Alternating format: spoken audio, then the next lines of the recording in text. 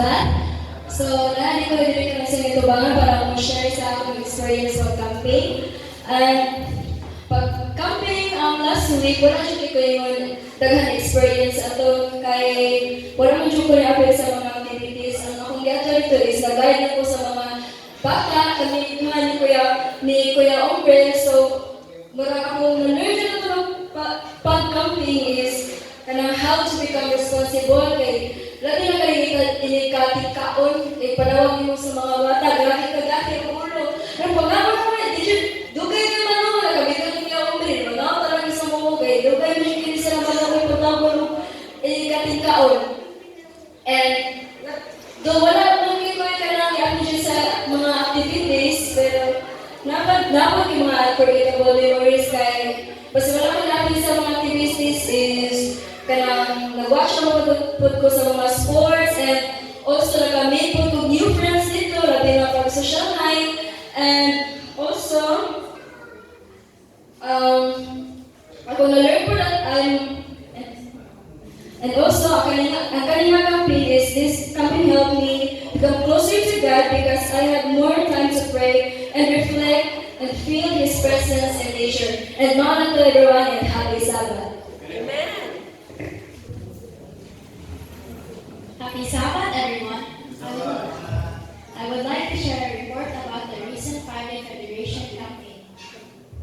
First, we learned many things during the camp, both physically and spiritually. We participated in activities such as camping skills, teamwork exercises, and games that help us build cooperation and unity.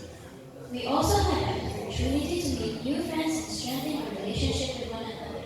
Second, one of the most unforgettable experiences throughout the 5-day was facing the hot weather together and still being able to enjoy the cool breeze. Despite the challenges, we remained positive, and our group activities and evening gathering brought us joy, laughter, and lasting memories. Third, this camping brought us closer to God for our daily devotionals and Sabbath worship services. We were truly blessed by the messages shared and lessons we learned from the pastor's lectures, which helped us keep in our faith.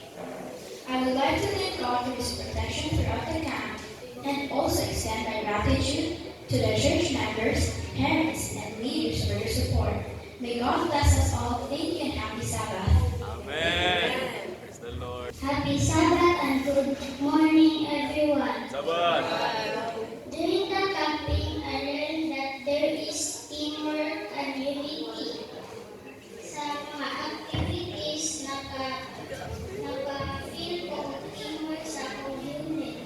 Amen. Nakabalo ko sa mga activities na nag-trust ng kuligan. Amen. Doon sa social night nakamit ko og new friends and nakatawag ko sa laing na district and that's all. Happy Sabbath.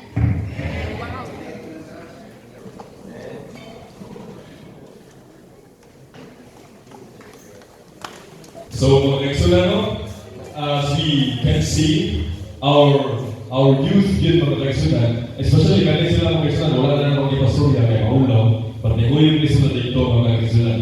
And as we continue to support our youth in activities like this, we will really see progress in them. Not just in skills, not just physically, but most of all, spiritually mga kaisulan. And they will gain the confidence to use in the ministry of God. So I encourage everyone na maski, if they makahatag financially mga kaisulan, we will give our whole support emotionally, spiritually, o naadalito sa ato ang mga katanon. Thank you so much, and let us give the time sa ato ang intermission song.